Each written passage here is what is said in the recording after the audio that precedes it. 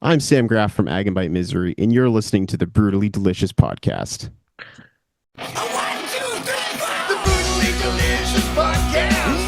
The Brutally Delicious Podcast. The Brutally Delicious Podcast. The Brutally Delicious Podcast. Um. Anyway, thanks for taking the time. I appreciate it. Yeah, of course, have to be here. You guys are up in New Hampshire, right? Yep, the great state of New Hampshire. It's one of the only ones I've never been in the Northeast. You know, I've been all honestly, around it, but never been to New Hampshire. you're not missing too much. I mean, there's some gorgeous like mountains and great nature area, but New Hampshire is just kind of like an amalgamation of Vermont and Mass and Maine and whatnot. So it's not too special. So one of my questions, and I guess we're going to jump to it early. Hope you don't mind. I'm just going to leap right in. But Oh, by all means. black metal is very atmospheric and always nature driven, and some of the better bands come out of those weird sparse countries like, not that Norway's weird, but the Scandinavian countries. This is kind of a perfect fit for what you're describing, right? Yeah, no, I definitely. I mean, I think I guess like the notion of like romantic sublimity or like the idea of being like in awe of nature and frightened by it, but also empowered by it. I think that's at the core of a lot of black metal. Going back to the early Norwegian stuff to more modern stuff. Like I think like a band like Yellow Eyes captures that really well. And they're from, or I guess they record all their stuff in like a cabin in the woods in Connecticut. So Oh, really? yeah. Wow. So they're going really lo-fi. Yeah. But I think they're a band that I think we've definitely taken influence from. We live here on the seacoast of New Hampshire in like a very small little slice. So we're right next to the beach and really gorgeous water, and also not too far away from the mountains and these Right. really wonderful national parks. So I think we definitely take inspiration from that and try to channel some of the classic like black metal inspired by nature in our stuff. Yeah, I mean, it would be impossible, right? I get it. It would have to seep into your being for sure. Oh yeah, definitely. And I mean, I guess like Falls of Roros from Maine, they're I think they're around the Portland area, and that's another area with a lot of gorgeous forestry and a lot of gorgeous waterways that I know for a fact those guys are definitely inspired by that. Okay. So let's speak about inspiration. As a literature major from way, way back and a huge fan of Joyce, how in the world did you guys mix these two? Well, it's good to know I'm in good company. So I guess I've always, been kind of a literature nerd. I have my master's in English, and I met the bassist for our band, Cam, in a English graduate program at our Oh, wow. college. And I'm a big fan of Joyce and modernist literature, and I guess all of the people he's influenced. And it just came up one day in a class. I was like, oh yeah, I love Ulysses. Just finished it last year. Great book. And the bassist was who I wasn't familiar with at the time was also like, oh, you've read Ulysses? That's so cool. I just finished it too. Um, and I think like right from the ground up, our goal is like, oh, let's do a band that's like inspired by these really great works of literature. And Ulysses obviously is one of the greatest works of literature.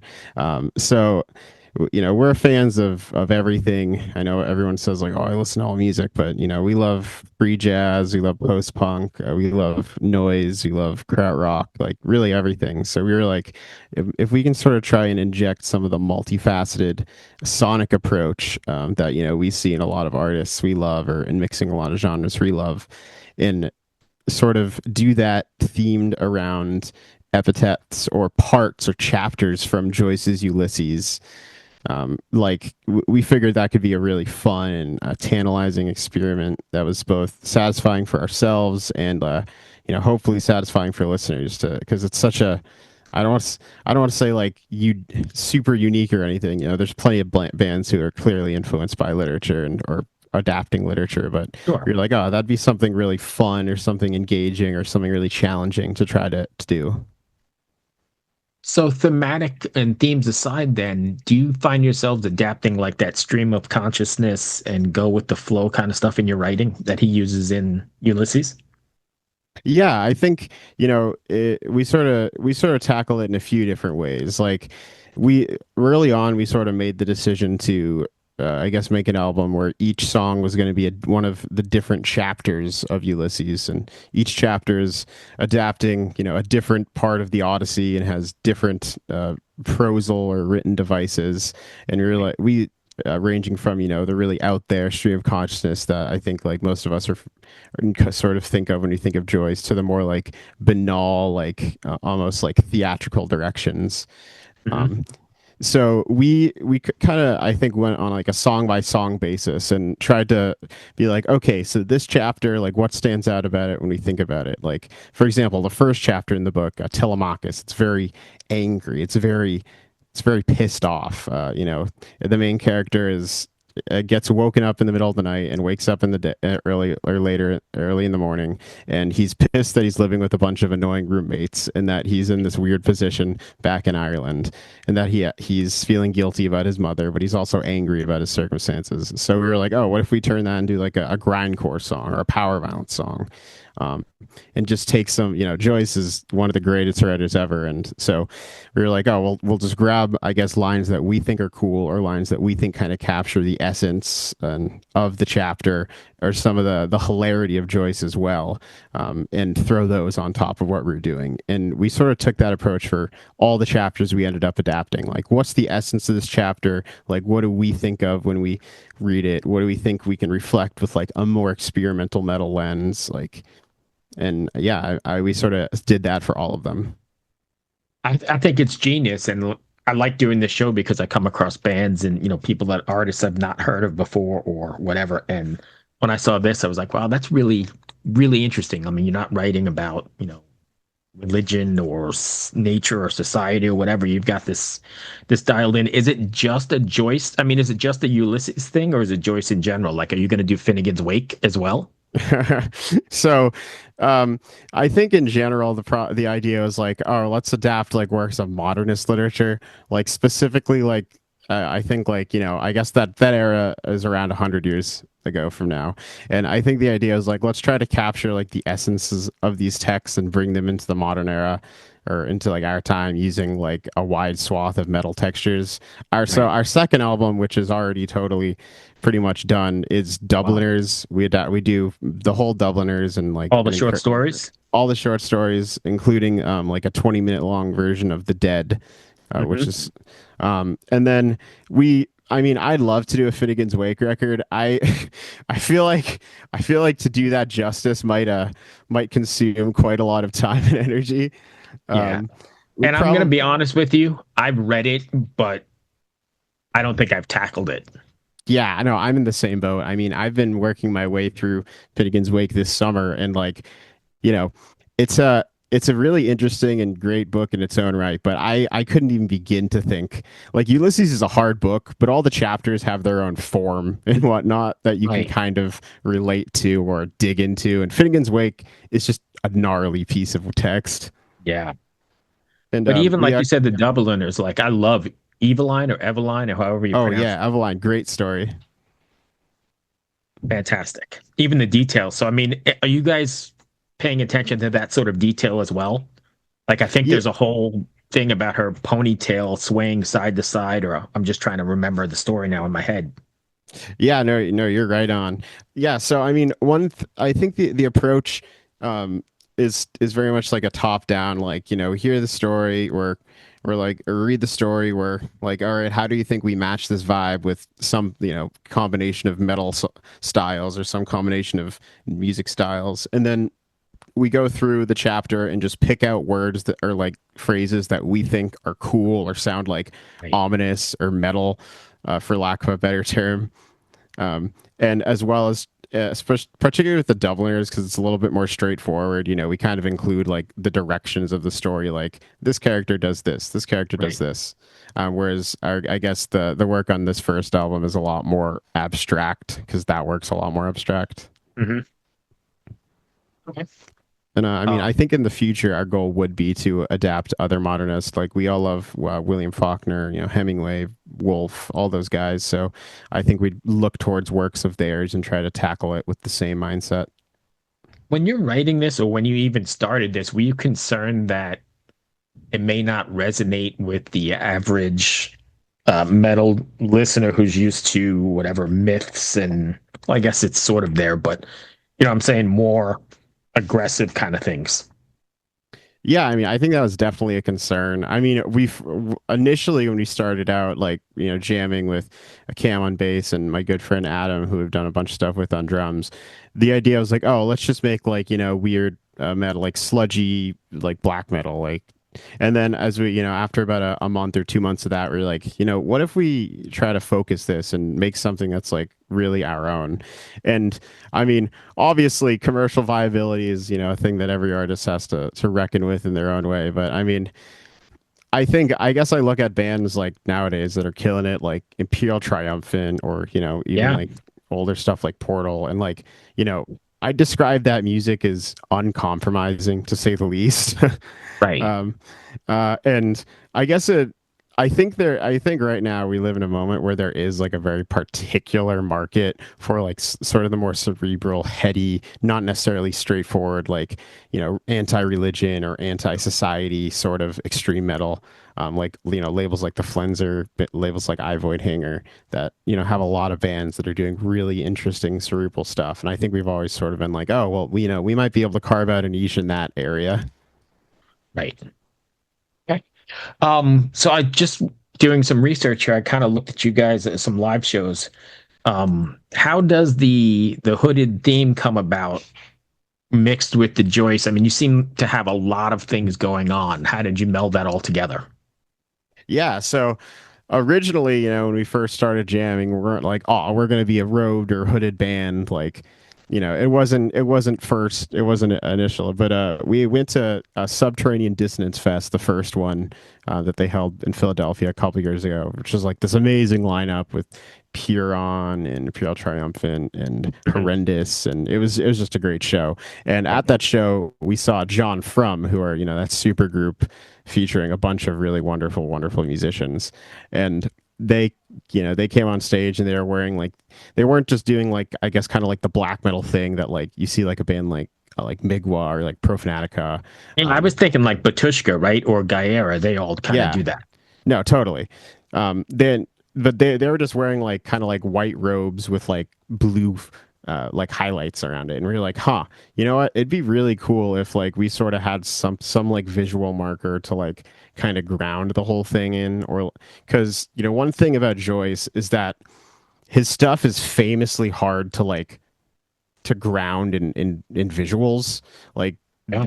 the cover of Ulysses is has a bunch of different versions, but none of them are like, oh, that's the distinctive Joyce. There's so many symbols throughout his work, but there's very few like really iconic visual things. So we were like, okay, well, we want to sort of do something that's paying homage to the black metal tradition, paying homage to like this extreme metal tradition, while also trying to I think tie it into like I guess like a tradition of like scholarship and monks almost. We've always referred to the robes as like monk robes or hooded robes. And the reason why they're blue is the original and in Joyce's mind, his ideal cover of Ulysses was like this really rich royal navy blue. Oh, I was unaware of that.